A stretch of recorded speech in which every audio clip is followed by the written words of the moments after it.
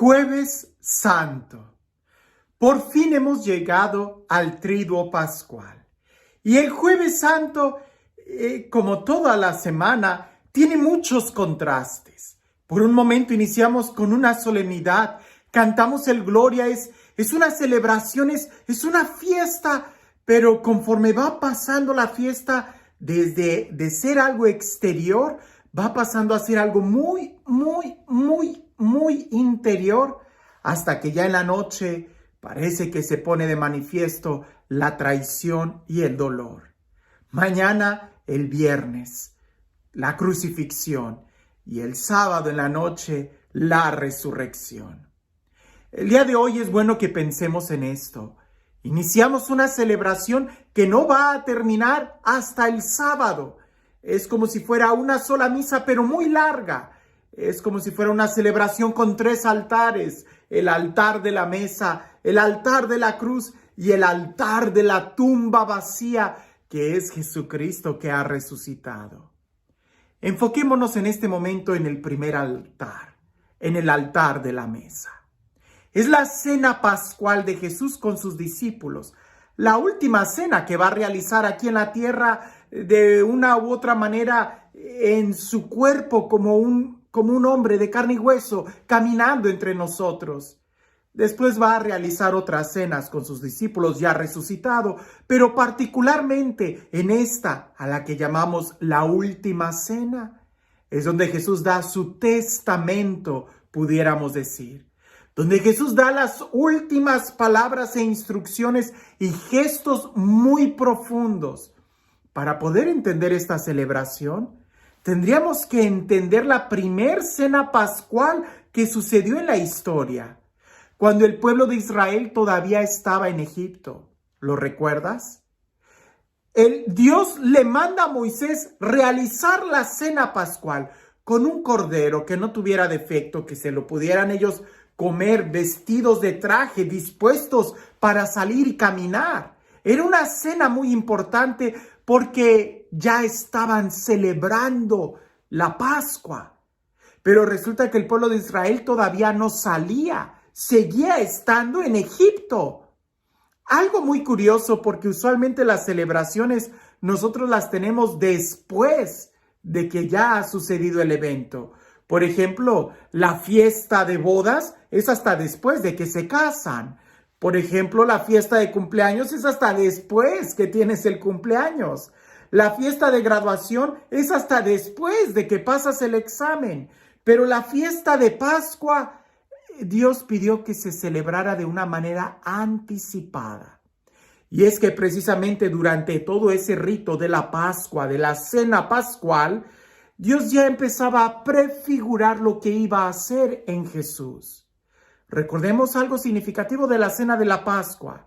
Tenía que ser un cordero sin mancha. La sangre de ese cordero se iba a marcar el dintel de las puertas, porque en esa noche iba a pasar un ángel exterminador, y si veía que había sangre, quería decir que el cordero había muerto, y en esa familia el ángel exterminador no tocaba a nadie y brincaba a la siguiente casa. De tal manera que ya el cordero, el pequeño animalito, iba simbolizando la víctima que iba a cargar con nuestros pecados. Y de esto hablaron mucho los profetas, que poco a poco se fue clarificando más la idea. Incluso en el templo ya había sacrificios muy claros sobre el animalito, el cordero, para que el cordero fuera quien recibiera el castigo y no nosotros. Sabemos perfectamente que el verdadero cordero que quita el pecado del mundo es Jesús. Y en la cena de Pascua, Jesús usa un cordero. En realidad, ya no hablaba más de un animalito, sino de él mismo que se iba a entregar. Lo que al día siguiente va a ser de una manera cruenta, es decir, sangre derramada a él, una noche anterior lo hizo de una manera sacramental. Él toma pan, lo bendice y se lo da a sus discípulos diciendo: este es mi cuerpo. Y hay que prestar mucha atención a esto, porque incluso el Evangelio en San Juan, cuando empieza a describir la última cena, empieza diciendo que Jesús, habiendo amado a los suyos, los decidió amar hasta el extremo. Y muchos piensan que el extremo del amor de Dios, de Jesús, es en la cruz. Y no es así. El extremo, algo inaudito que nunca vamos a terminar de admirar, es que Él haya decidido amarnos entregándose en este sacramento. En la cruz, en el madero, en el Calvario, murió una vez. Pero ¿cuántas veces no es crucificado en el altar? No es crucificado cuando despreciamos su presencia sacramental. Hoy incluso en la noche vamos a contemplar cómo los discípulos se quedan durmiendo. Y Jesús les dice, velen, velen y oren. Y los discípulos se vuelven a dormir. No están con Jesús. Y a Jesús necesita, pudiéramos decir, que lo acompañaran en esa oración, en ese dolor, en esa angustia. Sí, eso sucedió una sola vez en el jardín, hace 2000 años, en el huerto de los olivos. Pero ¿cuántas veces no sigue sucediendo eso mismo en cada sagrario abandonado? Donde sencillamente no podemos orar una hora. El día de hoy es recordar el amor que Dios nos tiene en este sacramento.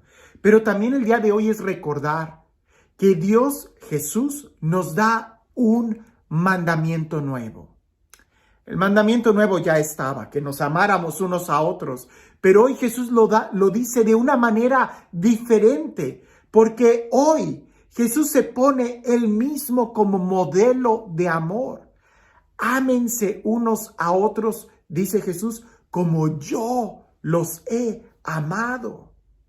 Entonces ya no se trata de como yo creo que te amo, como yo creo que es mejor, o qué sé yo, con el amor apache, con el amor francés, con el amor... No, es como Él nos ha amado. ¿Y cómo nos amó Jesús? Entregándose a la cruz. ¿Pero de qué manera? Sirviéndonos, lavándonos los pies, ayudándonos a nosotros. Ese es el mandamiento del amor. Porque muchas veces llegamos con la actitud de que me sirvan, de que yo quiero mandar, de que cuando Jesús se baja y empieza a lavar los pies. Y es que no hay otra forma de amar a nuestros hermanos si no nos dejamos amar primero por Él. Y hay que entenderlo. El primero que nos ama es Él. El primero que nos sirve es Él.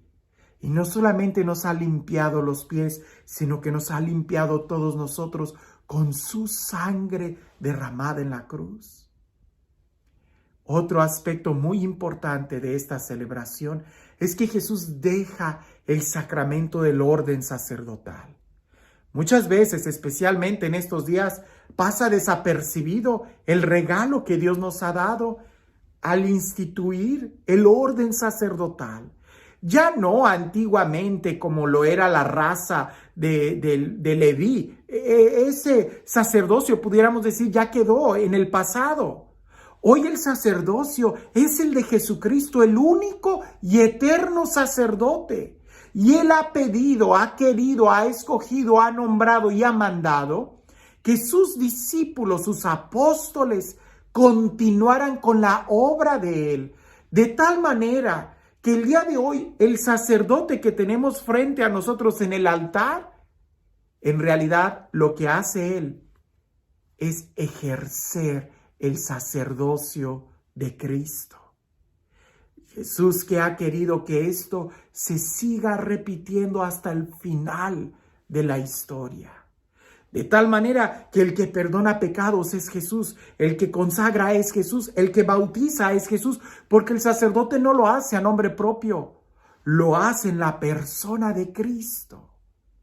Creo que el día de hoy también sería importante que pudiéramos renovar nuestra fe en el sacerdocio de Cristo.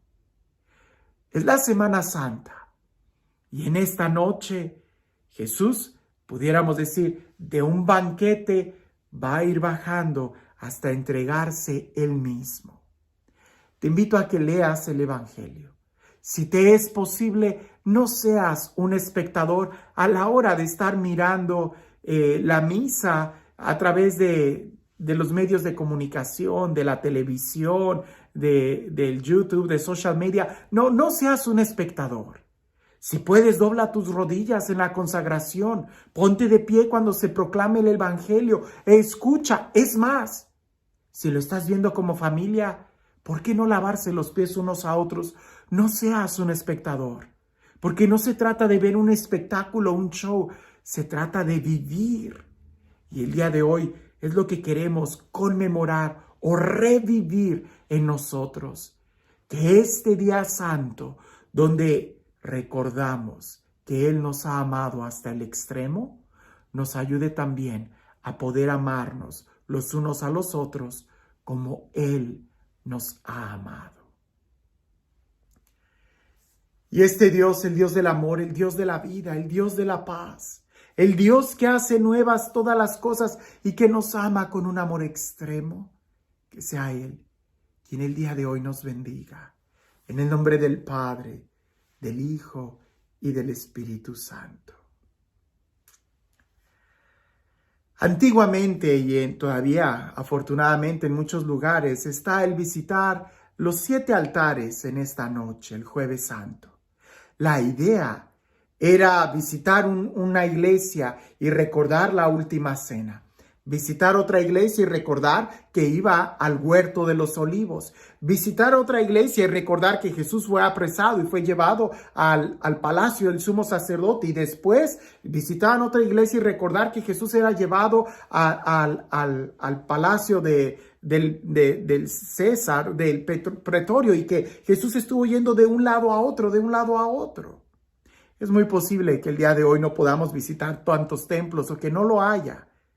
Pero pudieras darte cuenta en tu corazón de cuando has estado con Jesús en la última cena, de cuando has estado con Jesús en el huerto orando a pesar de que tienes sueño, o quizás en tu corazón cuando Jesús ha sido apresado y ha sido llevado a otro lugar y lo has perdido. ¿Pudieras tú también acompañarlo en tu corazón cuando está siendo juzgado por el Sanedrín, o cuando está siendo juzgado por la autoridad romana, o cuando va a tomar la cruz? A veces no tenemos que ir a tantos lugares afuera, sino lo que tenemos que hacer es llegar a nuestro corazón y descubrir que Él siempre ha estado con nosotros. La pregunta es, ¿cómo quieres vivir tú esta Semana Santa? Que tengas una semana llena de bendición.